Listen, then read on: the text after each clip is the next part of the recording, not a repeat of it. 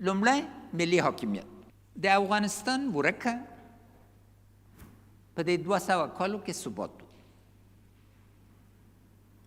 ملي حاکمیت موږ اول است.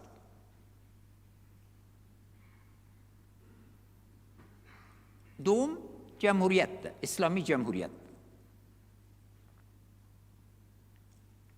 جمهوریت یکی از بزرگترین چالش‌های تاریخ چند هزار سالی ما را حل کرد. مسئله جانشینی. در هیچ دوره تمدنی خود اصول واضح جانشینی نداشت. جمهوریت مشکل حل کرد.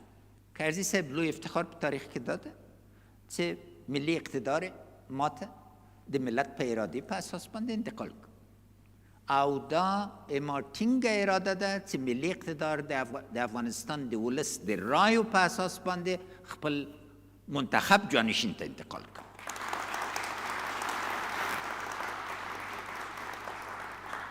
او دلته یو شی د وضاحت ولري دی که پس وایي سبا انتخابات کوي په سر و سترګو څه قدرت ته علاقه نه لرم، اما دا چې څوک په غیاب د افغانانو کې فیصله وکړي او ووایي چې دا تاسې تحمیل او هغه زه نه منم